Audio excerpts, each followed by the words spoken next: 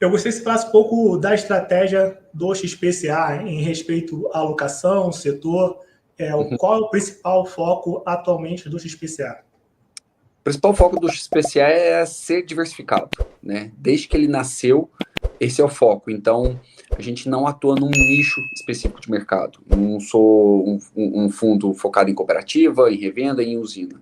Essa experiência que o time reúne aqui de setorial e geográfica, acaba que a gente consegue trazer diversificação. E se não somos o mais, somos um dos fundos mais diversificados do segmento, entendeu? Então, e por quê? Não é simplesmente da boca para fora que a gente entende que a diversificação é interessante, né? A gente vê isso principalmente com a mitigação de risco, né? O exemplo clássico que a gente dá, já faz um tempo, é a experiência do Rio Grande do Sul, né? O Rio Grande do Sul sofreu 3 anos seguidos com efeitos climáticos, né, principalmente de seca severa por conta do Laninha.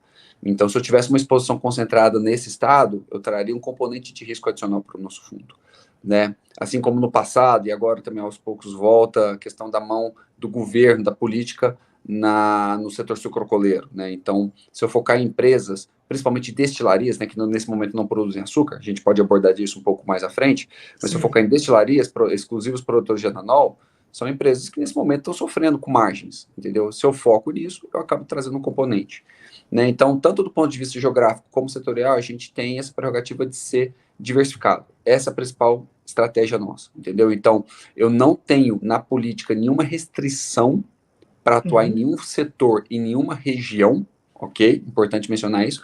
Só que a gente tem nossa cautela do ponto de vista de crédito. O que eu quero dizer com isso? Se eu estou vendo que as destilarias estão sofrendo, eu não vou focar nas destilarias. Proteína animal também, que passou por, né, na época que o milho estava com preço muito elevado, agora também está com a queda da arroba, são setores que a gente vai focar. A gente sabe que tem bons nomes e boas histórias para contar no setor, mas talvez não vai ser um setor de foco, entendeu? Então, eu acho que esse é um ponto interessante da diversificação.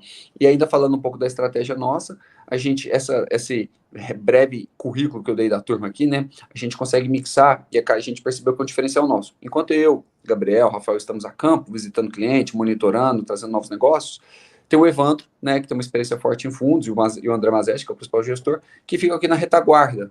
Eles visitam também, mas eles ficam mais na retaguarda, fazendo acompanhamento de movimento de curva, né, para ver um fechamento, ver uma possibilidade de uma negociação no secundário para tanto compra e para venda também, trazendo ganhos adicionais ao fundo, né? Então essa também seria uma gestão forte, uma estratégia forte da nossa gestão, né? Então a complementaridade que a gente tem tanto da equipe de campo e a equipe aqui que fica no escritório, igual eu falei, né? Muitas vezes eu não estou vendo lá como é que está o movimento da curva, da inflação, se tem alguma oportunidade no secundário de compra ou de venda, porque, né, muitas vezes o vídeo não tem nem sinal. Então, forte da nossa gestão. E, por último, a questão da originação, né? Então, a gente tende a focar muito em originações próprias para maximizar o retorno para o cotista, né? Muitas vezes a gente vê que só comprar operações estruturadas por terceiros, você vai deixar um pedaço de um possível spread, de uma taxa ali com algum intermediário, né? Alguma estruturadora, algum originador. Então, claro que a gente não consegue cobrir todo o agro. Operações vindas de fora são bem-vindas, mas a gente tende, esse é meu papel principal aqui, focar muito em originações, né? Porque também você consegue acompanhar ali o crédito desde o início, você vê, enfim, você vê o nascimento da operação propriamente dito, entendeu? Então, isso é interessante também. Sim, perfeito. Você acabou trazendo aqui um pouco sobre a estratégia de originação, a ideia de estar diversificado e poder atuar em diversos segmentos. Hoje a gente tem a maior parte do portfólio voltada para o produtor rural, você já explicou um pouco de experiência. E no olhar de vocês, que tem experiência com o produtor rural, investe no produtor rural e também faz originação e estruturação, quais são os cuidados, os principais cuidados e as principais particularidades do segmento do produtor rural? Perfeito.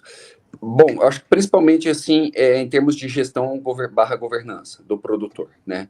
Experiência, claro, a gente vê vê diversos aspectos. Primeiro, ver se esse produtor tem uma diversificação dele mesmo, igual a gente falou que é importante a gente estar diversificado, né? É importante também, muitas vezes, que o nosso produtor esteja diversificado, né? Então, basicamente, os todos os nossos clientes, eles têm diversificações geográficas, tá? E também de cultura. O que eu quero dizer?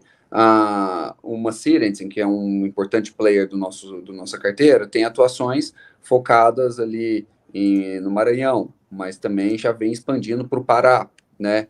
A Bruno Melcher é um outro importante produtor nosso, tem operações em 2 regiões distintas do Mato Grosso. A CP, outro importante player também da nossa carteira, tem operações de cana e vem diversificando para grãos. Grãos no Tocantins, cana em alguns estados como Goiás, São Paulo e Mato Grosso do Sul, tá? Então, acho que tem mais Minas também.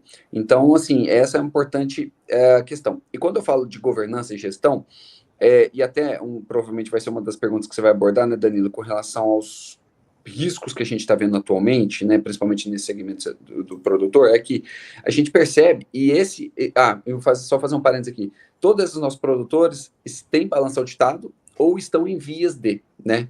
O Bruno Melcher, que quando a gente fez a operação, ela nasceu na pessoa física, ele transferiu a operação para a pessoa jurídica. Então, ele traz esse componente adicional também de governança. Então, isso é importante comentar. Apesar de a gente ter uma exposição considerável em produtores rurais, são todos Sim. com balanços auditados ou em vias de, tá?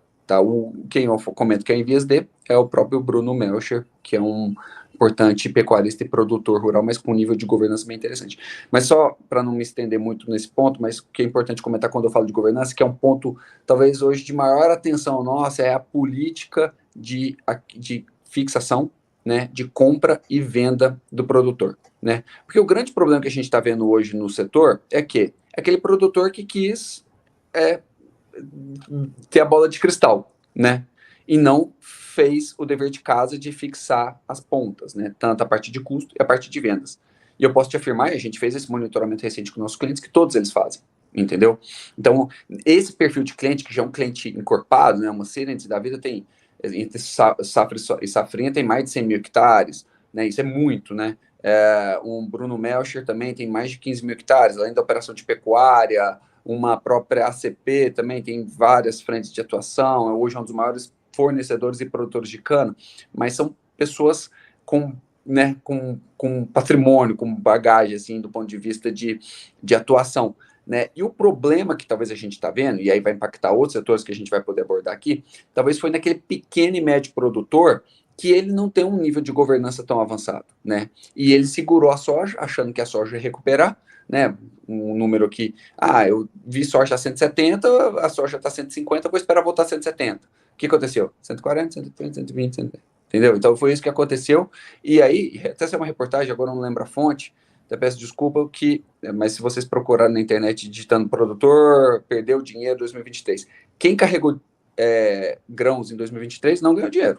Tá, até então, porque né, a gente viu a soja, principalmente a soja tendo uma queda bem considerável, principalmente no Brasil, né? Se for considerar o preço Chicago, ele flutuou, mas não na mesma magnitude aqui, porque, enfim, aí tem outros componentes, né? O basis, né? O prêmio, né? Então, que são componentes aqui do preço final no Brasil, além do próprio câmbio, que acabaram impactando a rentabilidade do produtor que resolveu esperar.